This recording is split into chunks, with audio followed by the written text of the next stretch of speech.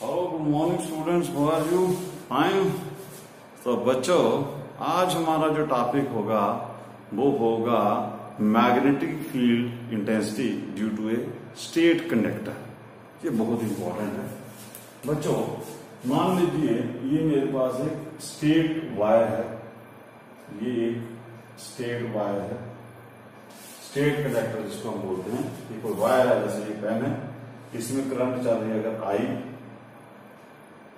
आपकी I current इसमें चल रही है, मामूली आई करंट इसमें जा रही है, तो आपको ये तो पता है कि इसके आगे पीछे मैग्नेटिक फील्ड प्रोड्यूस होगी। जैसे आप राइट हैंड थंब रूल लगाते हो तो इसकी करंट अगर ऊपर जा रही है तो इसमें मैग्नेटिक फील्ड कैसे फील होगी? ऐसे, यहां से बाहर, यहां से अंदर। तो बच्चों, बॉयड-सेफ्रेड लॉ की मदद से जैसे हमने सर्कुलर कॉइल की निकाली थी, वैसे आप देखिए बॉयड-सेफ्रेड लॉ लगाएंगे और हम किसी पॉइंट के ऊपर मैग्नेटिक फील्ड निकालेंगे। तो बच्चों, मान लीजिए कि ये आप कोई पॉइंट ले लेते हैं, मान लो ये पी पॉइंट ले लेता हूं यहां पर, और इसका यहां से मैं इसका डिस्टेंस ले लेता हूं यहां पर, ये ए डिस्टेंस ले लेता हूं, और इसका यहां से मान लो ओ पॉइंट बना लेते हैं, और ये परपेंडिकुलर डिस्टेंस लेता हूं यहां पर ये। तो let p be the point at a distance a from the conductor at which magnetic field is to be calculated.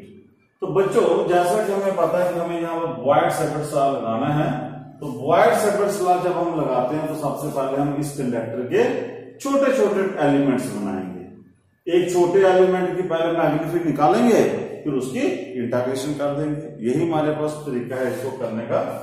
तो बच्चों, मैं यहां पर क्या करता हूं, स्मॉल करंट एलिमेंट यहां पर कंसीडर कर लेता हूं। मान लो कि मैं यहां पर एक स्मॉल करंट एलिमेंट ले लेता हूं, ए बी, जैसे हम लेते आ रहे हैं, और इसमें मान लीजिए करंट तो आपकी ये चल रही है आई, तब इस करंट एलिमेंट की डायरेक्शन भी ऊपर ही होगी, क्योंकि स्टेट कंडक्टर है तो इसका टेंजेंट भी ऊपर आएगा, तो ये आएगा करंट एलिमेंट। और इसका यहां से जैसे हम करते आ रहे हैं कि यहां से आप डिस्टेंस ले लो, यहां पर ये आर, ये करंट एलिमेंट है ए बी, और इसका पी पॉइंट से डिस्टेंस कितना है? आर। अब बच्चों, ये वाला यहां पर, यहां से लेकर यहां तक जो डिस्टेंस यहां पर आप रखिए वो रख लो एल, मतलब इसके करंट एलिमेंट के मिड पॉइंट से लेकर और इस ओ तक डिस्टेंस आप रख लीजिए जो है एल। अब बच्चों, मान लो ये वाला एंगल हम रखते हैं थीटा। अगर ये एंगल थीटा हुआ तो ये जो करंट एलिमेंट इस पॉइंट तक एंगल बनाएगा वो कितना होगा? क्योंकि ट्राइंगल के तीनों एंगल का सम कितना होता है? 180। ये 90 है, ये थीटा है, तो ये कितना होगा? ये एंगल आएगा आपका 90 माइनस थीटा। ये मतलब ये जो करंट एलिमेंट है वो इसके साथ एंगल कितना बना रहा है? 90 माइनस थीटा। ये आपको यहां पर हमने कंसीडर किया। अब बच्चों, सबसे पहले आप इस करंट एलिमेंट की वजह से यहां पर जो मैग्नेटिक फील्ड होगी वो हम निकाल लेते हैं। तो देखिए कि small magnetic field at point P due to small current element, जो छोटा सा करंट एलिमेंट है ये, इसकी वजह से यहां पर मैग्नेटिक कितनी होगी? तो बॉयड-सेफ्रेड लॉ लगाइए बच्चों। क्या कहता है बॉयड-सेफ्रेड लॉ की? dB is equal to mu 0.4 pi I dl हो गया करंट एलिमेंट, और साइन ऑफ थीटा होता है। तो थीटा किसके बीच में एंगल हम लेते हैं? इस आर वेक्टर और ए बी वेक्टर की डायरेक्शन में। ए बी वेक्टर की डायरेक्शन इधर है, आर इधर है, में एंगल कितना है? 90 माइनस थीटा। तो आप यहां पर 90 माइनस थीटा ले लीजिए, और करंट एलिमेंट से यहां पर डिस्टेंस कितना है? आर स्क्वायर लिखिए, ये बन जाएगा mu 0.4 pi I dl sine 90 minus theta, sine 90 minus theta कितना होता है cos थीटा अपॉन cos। ये बना हमारे पास magnetic field due to this current element. अब बच्चों यहां पर एक प्रॉब्लम स्टार्ट हो जाएगी कि अब मुझे क्या करना है कि यहां पर इंटीग्रेशन करनी है, मतलब कि इन सभी एलिमेंट्स को मैंने ऐड करना है, इसकी मैग्नेटिक फील्ड इसकी मैग्नेटिक सभी जब मैं ऐड करूंगा तो मुझे इसकी इंटीग्रेशन करनी पड़ेगी। और इंटीग्रेशन करने जब मैं करूंगा तो इंटीग्रेशन में हमारे पास देखिए यहां पर कितने वेरिएबल्स आ रहे हैं, एक थीटा और एक आर, मतलब कि आर भी चेंज होगा। अगर मैं देखिए ये एलिमेंट यहां लूंगा आर अलग आएगा थीटा अलग आएगा, अगर ये एलिमेंट में यहां लूंगा आर अलग होगा थीटा अलग होगा, ऊपर कोई एलिमेंट लेता हूं तो इसका भी आर चेंज हो जाएगा थीटा चेंज हो जाएगा। दो वेरिएबल यहां पर आ गए हैं तो वो मुझे प्रॉब्लम खड़ी कर देंगे। इसमें दो जब वेरिएबल्स होंगे तो मुझे इंटीग्रेशन करने में प्रॉब्लम आएगी। तो मैं चाहता हूं कि वेरिएबल एक ही रहे, यहां पर वेरिएबल एक रहे। तो उसके लिए क्या मैं लॉजिक लगाऊं कि यहां तो थीटा रहे यहां तो आर रहे, एक ही वेरिएबल रखना है। तो बच्चों हम क्या करते हैं यहां पर कि मान लो कि ये कनेक्टर है, ये कनेक्टर है, इसका एक पॉइंट ये है एक पॉइंट ये है, तो मुझे ये करंट एलिमेंट जो है ये यहां तक लेने हैं। यहां तक लूंगा तो ये थीटा आपका यहां तक भी चेंज होगा, मतलब ये देखिए ये थीटा जब नीचे आएगा तो इसका थीटा अलग होगा इसका थीटा अलग होगा। तो मैं यहां से मान लो यहां तक इस कनेक्टर को मैंने सम करना है, तो मैं अब ये थीटा चेंज होगा ना, यहां पर देखिए ये एलिमेंट यहां पर होगा थीटा 0 होगा, जैसे यहां पर है कोई 30 डिग्री होगा, यहां पर 40 डिग्री होगा, यहां कुछ होगा। तो हम क्या करते हैं कि जो थीटा ये बेस लाइन मानते हैं, ये बेस लाइन मानते हैं। अब यहां से लेकर यहां तक जो नीचे थीटा आता है उसका एंगल लिख लेते हैं φ1, मतलब कि यहां से ये लाइन मान लीजिए एंगल बना रही है φ1, और जो ऊपर है एंगल टॉप वाला जो एंगल होगा उसको मैं ले लेता हूं φ2। और बच्चों ये देखिए ये जो एंगल है ये आपका कौन सी डायरेक्शन में, एंटी क्लॉक डायरेक्शन में, तो एंटी क्लॉकवाइज वाला एंगल जो है वो पॉजिटिव होता है, और ये जो φ1 है ये क्लॉकवाइज डायरेक्शन है, इस एंगल को आपने नेगेटिव लेना है। अब देखिए अब मैं पूरे कनेक्टर को कैसे इंटीग्रेशन करूंगा कि लिमिट इंटीग्रेशन कहां से कहां करूंगा। देखिए मुझे सम करना था इस डीबी को, मैं अब थीटा कहां से कहां चेंज होगा, देखिए ये थीटा जो होगा यहां से, ये थीटा ये कितना हो सकता है -φ1 से लेकर -φ1 से लेकर मैं चलूंगा, ये जितने भी एलिमेंट होंगे यहां तक यहां तक यहां तक ये सारे ऐड हो जाएंगे, ये 0 तक। फिर इसके ऊपर वाले एलिमेंट करने हैं तो मुझे φ2 प्लस कर लेंगे। तो ये मैं लिमिट रखूंगा -φ1 से लेकर φ2 रखूंगा, तो ये सारे एलिमेंट इधर से लेकर इतने तक सभी ऐड हो जाएंगे आपके थीटा के डायरेक्शन में, और लिमिट आपको रखनी है -φ1 से लेकर φ2 तक। अब बच्चों यहां पर हम क्या करते हैं कि अब इस वेरिएबल्स को चेंज करते हैं। मान लीजिए ये जो मेरे पास वेरिएबल्स हैं इसको चेंज करना है हमने यहां पर। अब सपोज कीजिए कि मेरे पास थीटा है, अब मैं क्या करता हूं यहां पर कि इस आर और डीएल को चेंज करता हूं ताकि वेरिएबल यहां पर एक ही रहे थीटा। तो बच्चों यहां पर देखिए इन राइट ट्राइंगल, ये राइट एंगल को ध्यान दीजिए, जो आपका AOP, ये इसका नाम चलो कुछ और डाल देते हैं, O डैश रखते हैं, चलिए O'OP इस राइट। अब मुझे करना क्या है आपको समझ आ चुका होगा कि मुझे सिर्फ एक वेरिएबल रखना है इसके अंदर। तो आप देखिए बच्चों ये इस राइट एंगल O'OP में देखिए यहां पर आपका cos थीटा किसके बराबर होगा, cos थीटा। cos थीटा यहां पर किसके बराबर होगा, यहां पर cos थीटा किसके बराबर होता है, cos थीटा हो गया आपका बेस अपॉन हाइपोटेन्यूज। ये थीटा है ये बेस है इस ट्रायंगल का, ये हाइपोटेन्यूज बन जाएगा A अपॉन R। तो यहां से R किसके बराबर हो जाएगा, A अपॉन cos। अब देखिए यहां पर कि अगर मैं इस आर की जगह ये वैल्यू पुट करता हूं तो ए तो ऑलरेडी कांस्टेंट है और थीटा आपको मिल जाएगा एक वेरिएबल। तो इस अब आर हट जाएगा, आर की जगह हम लगा लेंगे ए cos थीटा। अब इसका मसला हल हुआ। अब डीएल को यहां पर तोड़िए, डीएल यहां से खत्म करना है। तो बच्चों आप देखिए यहां पर tan थीटा किसका होगा, tan थीटा किसका होता है, परपेंडिकुलर अपॉन बेस। तो परपेंडिकुलर यहां पर आएगा एल बाई ए, यहां से एल आ जाएगा आपका ए tan थीटा। इसकी जब हम डिफरेंशिएटिंग करूंगा मैं, क्योंकि मुझे डीएल निकालना, डिफरेंशिएट करो इसको विद रिस्पेक्ट टू थीटा, तो मुझे बनेगा डीएल अपॉन डी थीटा किसका होगा ए, और tan थीटा की इंडेक्सिंग क्या होती है सेक स्क्वायर थीटा। यहां से बच्चों डीएल मेरा बन जाएगा A sec square theta D theta. ये देखिए अब डीएल भी यहां से हट जाएगा तो वो भी आएगा ए इन टर्म्स ऑफ ए और थीटा, और ए कांस्टेंट है, थीटा ए की वेरिएबल आ जाएगा। तो ये सारा का सारा इक्वेशन मेरा एक कांस्टेंट, एक वेरिएबल बचेगा थीटा, बाकी सब कांस्टेंट। तो यही हम चाहते थे यहां पर। अब बच्चों इस इक्वेशन को लिख सकते हैं आप देयरफॉर, आप ऐसे लिखिए therefore dv is equal to mu 0 upon 4 pi I, dl की वैल्यू पुट कीजिए a secant square theta D theta, और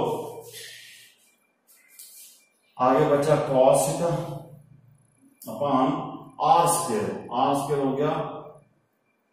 इसको आप ऐसे ले सकते हो ए 1 अपॉन कॉस थीटा क्या होता है सीकन थीटा। तो आप इसका लिख सकते हैं नीचे ए स्क्वायर सीकन स्क्वायर थीटा। ये आपका सीकन स्क्वायर थीटा सीकन स्क्वायर कट जाएगा और एक ए बच जाएगा ये। तो आपके पास बच जाएगा ऊपर इक्वेशन में न्यू 0 अपॉन 4 पाई आई, ये आपका एक आई बचा, cos theta D theta upon A. ये बनी मेरी magnetic field due to the small current element in term of only one variable. ये बच्चों आपको याद है ना, दो वेरिएबल यहां पर आर और थीटा रखोगे, फिर आप इंटीग्रेशन किस किस को करोगे, आपको दो इंटीग्रेशन लगानी पड़ेगी, तो वो मुश्किल हो जाएगा। एक कांस्टेंट का साथ आप चलेंगे। तो आप बच्चों यहां पर देखो, अब इसकी इंटीग्रेशन कीजिए। अब आप देखो कि ये आ गया एक स्मॉल एलिमेंट की जो मैग्नेटिक फील्ड है वो आ गया mu 0 upon 4 pi I upon a cos theta D theta, ये आ गया। This is the magnetic field at point p due to this small current element. और यहां पर मुझे ए की वेरिएबल है थीटा, और थीटा जो है यहां पर कहां से कहां वैरी कर रहा है, -φ1 से लेकर देखो ये थीटा कहां तक आ सकता है, ये करंट एलिमेंट कहां तक हो सकता है, यहां तक हो सकता है ना। तो ये एलिमेंट आएगा -φ1 से लेकर करंट एलिमेंट आप यहां ले जाओगे +φ2 तक। तो therefore total magnetic field at p due to whole conductor, पूरे कंडक्टर से जो मैग्नेटिक फील्ड बनी, इंटीग्रेशन कीजिए, जो कांस्टेंट है उसको बाहर निकालो, न्यू 0 अपॉन 4 पाई कांस्टेंट है, करंट कांस्टेंट है, ए आपका कांस्टेंट है, इंटीग्रेशन जो चेंज हो रहा है -φ1 से लेकर +φ2 cos theta D theta. This is the integration. अब आप आराम से इंटीग्रेशन कर सकते हो, क्योंकि अब आपको यहां पर प्रॉब्लम खत्म हो चुकी है कि b is equal to mu 0 I upon 4 pi a. cos theta की इंटीग्रेशन क्या होती है sin थीटा, लिमिट इस साइड है -φ1 से लेकर +φ2 तक। तो न्यू 0 आई अपॉन 4 पाई ए, पहले अपर लिमिट पुट कीजिए, यहां पर आएगा sin φ2 माइनस, अब इस थीटा की जगह लोअर लिमिट पुट कीजिए,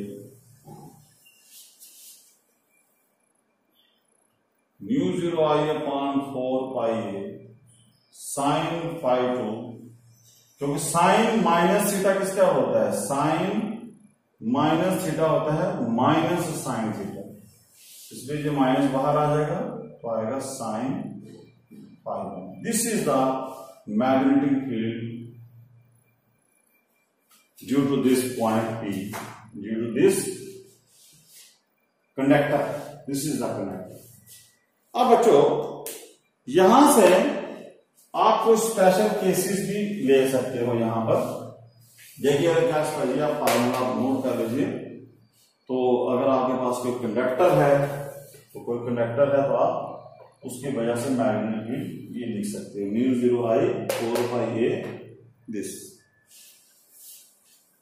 अब बच्चों यहां से कई बार आपको बोलता है, तो आपको मैं केस दिखाता हूं कि अगर ये जो कंडक्टर है, ये कंडक्टर इन्फिनाइटली लॉन्ग होता, मतलब कि इसका कोई लिमिट नहीं होती, ये इन्फिनिटी तक होगा, माइनस इन्फिनिटी यहां से आएगा, ये ऊपर जाएगा, प्लस इन्फिनिटी होगा। अगर इन्फिनाइट लेंथ होगी तो फिर क्या होगा, फिर आपका ये जो करंट एलिमेंट है ये यहां तक आ सकता है, इन्फिनिटी तक। तो कहने का मतलब है कि फाई 1 आपका मैक्सिमम कितना हो सकता है और फाई 2 मैक्सिमम कितना हो सकता है। देखिए, आप यहां से बढ़ाओगे ये यहां पर आएगा, फाई 1 और बढ़ जाएगा, यहां से बढ़ जाएगा, यहां से बढ़ जाएगा, करते करते करते करते जी आपको क्या दिखेगा, ये आपको एक 90 की तरफ जाता हुआ दिखेगा। तो मतलब कि ये फाई 1 आपका ये इंफिनिटी वाला पॉइंट कहां होगा, ये कहीं पर, ये एंगल 90 पर 90 होगा, तब ये बढ़ता है ना, ये एंगल बढ़ता चलेगा बढ़ता चलेगा बढ़ता बढ़ता बढ़ता कहां तक जा सकता है। ये एंगल मैक्सिमम जो है वो आपका फाई 1 आपका जो है वो 90 हो सकता है, और ये भी ऊपर से भी फाई 2 आपका 90 हो सकता है, जब आपका इन्फिनाइट कंडक्टर होगा। तो आप लिख सकते हो कि फॉर इनफिनाइट कंडक्टर, अगर आपका एक कंडक्टर है जिसका इन्फिनाइट लेंथ है, उसके लिए आप फाई 1 और जो फाई 2 होंगे वो आपके 90 डिग्री होंगे, 90 डिग्री तरफ जाएंगे। तो आपका जो B होगा वो mu 0 I upon 4 pi A sine, ये भी 90 हो जाएगा, ये भी 90 हो जाएगा। तो साइन 90 प्लस साइन 90 कितना होता है, साइन 90 प्लस साइन 90, ये 1 हो गया, 1 और 1 2 हो गया। तो mu 0 I upon 4 pi A into 2, ये कट जाएगा। तो mu 0 I upon 2 pi A, ये निकलेगा बच्चों आपका answer. Magnetic field intensity at a point due to infinite conductor. अगर आपका इन्फिनाइट कंडक्टर है तो फिर आपको ये फॉर्मूला लिखना, mu 0 I upon 2 pi A, ये आपको याद रखना इन्फिनाइट कंडक्टर के लिए। अब बच्चों कई बार आपको इसके बजाय ये क्वेश्चन पूछ सकता है, ये जर्नल है, ये आपका केस ले लिया मैंने कि अगर कंडक्टर की लेंथ आपकी इन्फिनिटी होगी तो ये फाई 1 बढ़ते बढ़ते बढ़ते कहां तक जा सकता है। ये पॉइंट देखो, इसको जोड़ते चलोगे ये बढ़ता चलेगा, बढ़ते बढ़ते बढ़ते ये 90 तक जा सकता है। अब मान लो कि कंडक्टर आपका इन्फिनाइट है, इन्फिनाइट ही कंडक्टर है, लेकिन ये जो पी पॉइंट आपके मिड पॉइंट में नहीं बल्कि किसी इधर है, किसी एज में, अगर ये बच्चों एज पे आ जाए किसी एंड पॉइंट के रूप में पी पॉइंट ले लो, मान लो पहले तो ये पी पॉइंट यहां पर रखा था, फाई 1 भी 90 हो गया, फाई 2 भी 90 हो गया। अब मान लो कि ये वाला पी पॉइंट जो है इसको मैं उठाकर इधर ले आता हूं, इस पॉइंट के ऊपर, किसी एंड पॉइंट के ऊपर ले आता हूं।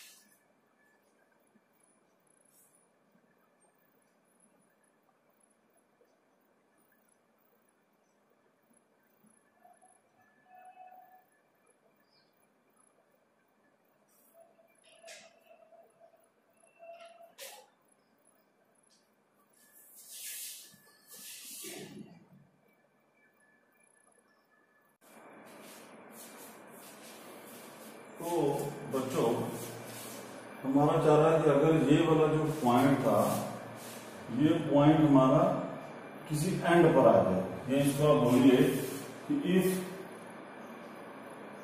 The wire is semi infinite, semi infinite अगर मान लो ये जो कंडक्टर था, मैंने जो पॉइंट पहले मैं मिड पॉइंट से ले रहा था, अब ये पॉइंट यहां से लिया मैंने, मतलब कि आपका एक पॉइंट ये हो गया इस पॉइंट के है, नीचे कंडक्टर नहीं है। अगर नीचे कंडक्टर नहीं होगा तो इसका मतलब कि नीचे वाला एंगल जो है φ1 आपका इस केस में जो होगा, करंट एलिमेंट अब यहीं से स्टार्ट होगा, क्योंकि नीचे तो करंट एलिमेंट है ही नहीं।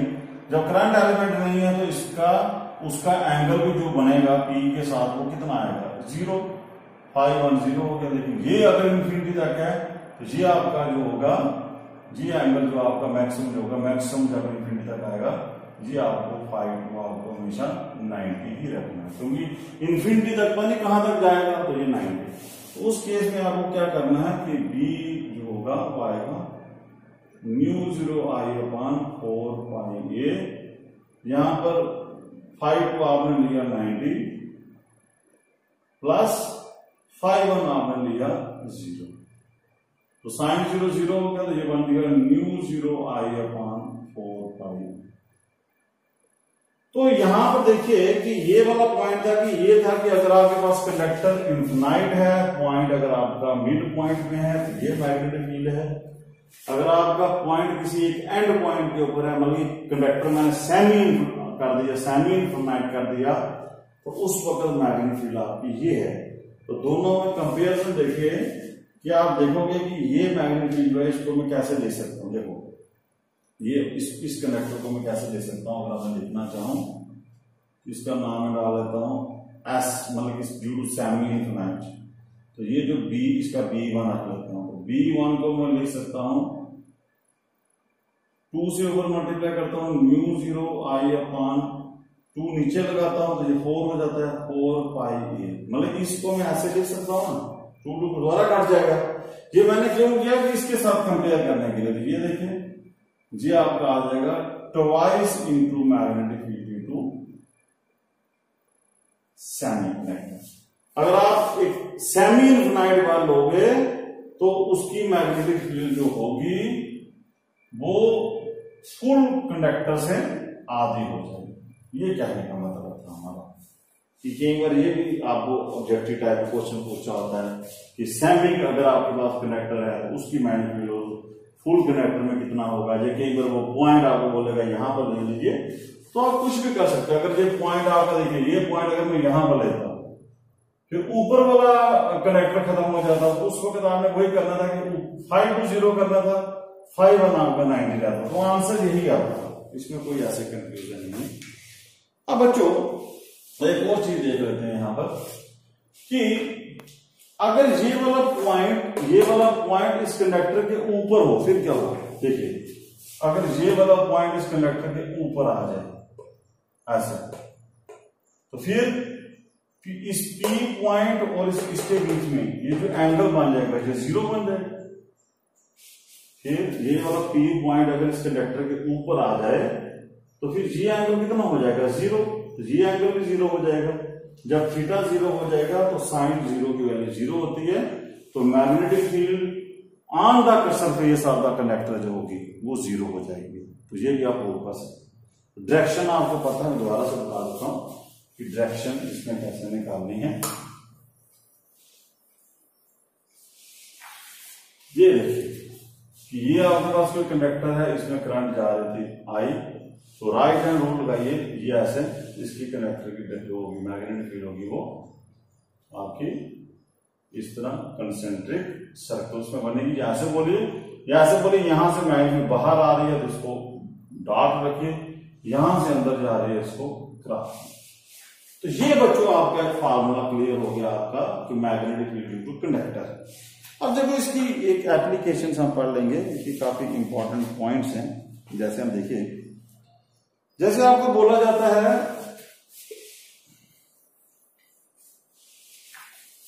कि magnetic field at the centre of the square, अगर आपके पास कि आपको अगर कोई, देखिए यहां पर आपको कोई देता है कोई सिमेट्रिकल डायग्राम, जैसे ये स्क्वायर है तो इसकी चारों साइडें सेम होंगी,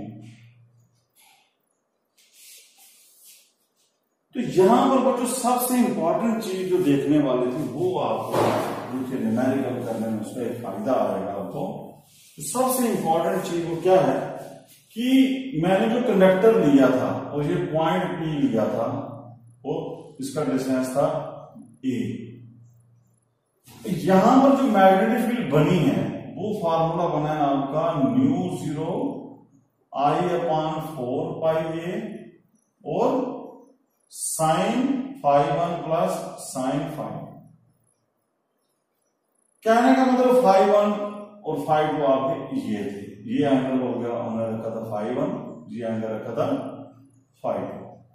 कहने का मतलब कि जो मैग्नेटिक फील्ड होगी किसी कंडक्टर की वजह से, स्टेट कंडक्टर की वजह से, वो इन दो एंगल्स के ऊपर डिपेंड करेगी और इस पी पॉइंट का परपेंडिकुलर डिस्टेंस कितना है, मतलब कि इस कंडक्टर के ऊपर नहीं डिपेंड करेगी। ये जो कंडक्टर है इसकी लंबाई क्या आपने देखा कि इसमें फार्मूले में उसका जिक्र नहीं हो, तो यही फायदा हम यहां पर उठाएंगे कि मान लीजिए ये मेरे पास 4 कंडक्टर हैं, ये स्क्वायर है अगर, तो मेरे पास पूछता है कि एक पॉइंट सेंटर में है, तो इसमें बोलता है कि मान लीजिए सभी में ये करंट जा रही है, मान लीजिए आई, तो इस पॉइंट का डिस्टेंस अगर सभी कंडक्टर से सेम है, मान लो यहां से भी मैं लेता हूं ए, यहां से भी लेता हूं ए, यहां से भी ए, यहां से भी ए, तो अब मुझे बोलेगा कि इस कंडक्टर की वजह से यहां मैग्नेटिक फील्ड कितनी होगी, यहां पर कितनी होगी, यहां पर कितनी होगी, यहां पर कितनी होगी, तो मैं सीधा फार्मूला लगाऊंगा। देखो मान लो ये कंडक्टर है तो मैं यहां से पहले इसके एंड पॉइंट को जोड़ूंगा, ये क्योंकि ये पॉइंट आ गया P और इसका ये एंगल आ गया आपका φ1, ये एंगल हो गया φ2। तो ये देखिए ये 90 डिग्री एंगल होता है पूरा, ये डायगोनल है तो ये एंगल आपका 45 डिग्री आएगा, ये भी 45 डिग्री आएगा। तो इस एक कंडक्टर की वजह से जो मैग्नेटिक फील्ड आएगी वो कितनी आएगी, B = μ0 I/4 पाई ए साइन 45 प्लस साइन 45। तो साइन 45 की वैल्यू कितनी होती है, 1/√2 प्लस 1/√2। तो इसको सॉल्व करोगे तो μ0 I/4 पाई ए इंटू 2/√2 ये कट जाएगा, तो μ0 I/√2 पाई ए आ गया एक कंडक्टर की मैग्नेटिक फील्ड यहां पर। अब क्योंकि ये सारे सिमेट्रिकल हैं तो इसका मतलब है कि मैं यहां पर जो टोटल मैग्नेटिक फील्ड होगी बच्चों, टोटल मैग्नेटिक फील्ड होगी वो आ जाएगी, उसको 4 से मल्टीप्लाई कर दूंगा, चारों को जितनी साइडें होंगी मुझे बार बार निकालने की जरूरत नहीं, मैं 4 से मल्टीप्लाई कर दूंगा इसको, तो ये आंसर आ गया। अब बच्चों यहां पर आप क्या कर सकते हो कि याद रखो कि ये पॉइंट, इसमें सिर्फ फार्मूला ये तभी लगाना है, मल्टीप्लाई सेम से तभी करना है कि अगर ये पी पॉइंट सभी कंडक्टर से इक्वल डिस्टेंस के ऊपर हो, तब ये ना हो कि ये पी पॉइंट यहां पर हो फिर इसका डिस्टेंस अलग हो जाएगा, इसका डिस्टेंस अलग हो जाएगा, तो फिर आपको अलग अलग सभी की निकालनी पड़ेगी। अगर सिमेट्रिकल जो फिगर आती है तो फिर आपको इजी रह पड़ जाएगा, इसमें फिर कोई टेंशन नहीं। जैसे मान लो कोई अगर आपको कुछ और देते, जैसे फिगर्स थे आपको बुक्स में काफी आपको मिल जाएंगे प्रॉब्लम, लेकिन आपको ये लॉजिक रखना है। जैसे मान लो ये इक्विलेटरल ट्रायंगल है तो आपको ये पी पॉइंट सेंटर में दे रही है, मान लीजिए यहाँ पर, तो सबसे पहले आपने वही करना है कि इसका पहले इस पॉइंट का इस कंडक्टर से निकालिए एंगल, क्योंकि अब यहाँ पर इक्विलेटरल ट्रायंगल ये 60 डिग्री एंगल होगा पूरा, ये भी 60 होगा, ये कितना बनेगा 30 डिग्री, ये भी 30 डिग्री। तो पहले आप इसका निकालिए φ1 φ2 30 डिग्री आ जाएगा, करंट आपको दिया होगा, ये डिस्टेंस आप यहां से निकाल लो, तो वो मैग्नेट निकालो, फिर इस कंडक्टर की निकालो, फिर इस कंडक्टर की निकालो, तीनों से मल्टीप्लाई करो। इस तरह बच्चों आप कर सकते हो ये चीजें सारी। इस तरह आप याद रख सकते हो कि ये स्टेट कनेक्टर की प्रॉब्लम्स कैसे सॉल्व होती है। अब बच्चों कई बार आप कुछ प्रॉब्लम्स देखोगे कि आपको स्टेट कनेक्टर और सर्कल की जोड़ कर देता है प्रॉब्लम। जैसे कुछ प्रॉब्लम्स तो मैं बताता हूं आपको। जैसे मान लो कि आपको बोलता है कि ये एक स्टेट कनेक्टर है और ये एक सर्कुलर कॉइल है ये।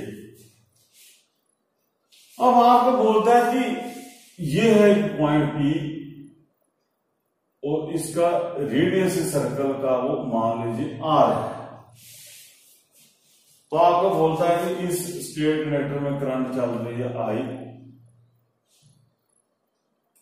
I1 ले लो चलो नाम, और इस सर्कल में जो करंट चल रही है वो I2।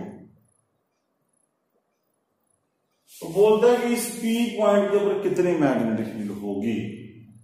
तो बच्चों यहां पर आप सबसे पहले ध्यान दीजिए कि यहां पर दो फिगर्स बन चुकी हैं। एक इस पॉइंट के ऊपर मैग्नेटिक फील्ड आएगी ड्यू टू सर्कुलर कॉइल, और सर्कुलर कॉइल की जो मैग्नेटिक फील्ड का मैं C लिखता हूं पॉइंट, उसका फॉर्मूला है μ0 I/2r। अब उसकी डायरेक्शन देखिए कि इसकी सर्कल की वजह से जो मैग्नेटिक डायरेक्शन होगी वो अंदर की तरफ जाएगी, तो आप इसको क्रॉस कर लीजिए, मतलब इन पर। अब स्टेट कनेक्टर की देखिए, स्टेट कनेक्टर की मैग्नेटिक आएगी, स्टेट कनेक्टर की मैग्नेटिक अगर ये मान लीजिए आपकी वायर जो है वो इन्फिनाइट है, सपोज पर आपको बोलता है कि ये इन्फिनाइट वायर है, तो इन्फिनाइट वायर की मैग्नेटिक कितनी होती है μ0 I/2 πr। इन्फिनाइट अगर वायर देता है वो 2 πr। अब इसकी डायरेक्शन देखिए यहां पर कितनी होगी, तो स्टेट कनेक्टर ऐसे है तो इस तरफ लगाइए, करंट की डायरेक्शन अंगूठे की तरफ रखिए, तो यहां से मैग्नेटिक बाहर आएगा, तो इसकी मैग्नेटिक स्टेट कनेक्टर की यहां पर मैग्नेटिक बाहर की तरफ होगी। आप देखो अब इसकी अंदर थी इसकी बाहर थी, आप देखो नेट जो नेट मैग्नेटिक फील्ड होगी। अब मान लो कि मैं यहां पर क्या करता हूं कि इफ I1 और I2 मान लो बराबर ले लेता हूं, तो आपका BC बन जाएगा μ0 I/2r और स्टेट कनेक्टर की बन जाएगी μ0 I/2 πr। इनमें से डिनोमिनेटर देखिएगा किसका ज्यादा है, डिनोमिनेटर नेचुरली इसका ज्यादा है, इसका मतलब कि स्टेट कनेक्टर की मैग्नेटिक होगी वो कम होगी एज कंपेयर टू सेंटर वाली। तो यहां पर जो नेट मैग्नेटिक फील्ड आएगी, नेट मैग्नेटिक फील्ड यहां पर होगी वो होगी जो आपको माइनस करना था ना, क्योंकि इसकी मैग्नेटिक फील्ड कहां थी, इसकी मैग्नेटिक फील्ड अंदर की तरफ थी, स्टेट कनेक्टर की बाहर की तरफ है, माइनस करना था। लेकिन माइनस किस में से किसको करना है उसके लिए मुझे ये पहले पता लगाना था कि बड़ी कौन सी है, तो आपको लिखना है सेंटर वाली बड़ी है, सेंटर से स्टेट, इसको माइनस करोगे दोनों को सेंटर से, तो μ0 I/2r कॉमन आ जाएगा, तो सेंटर वाली बन जाएगा 1 - 1/2 1/5।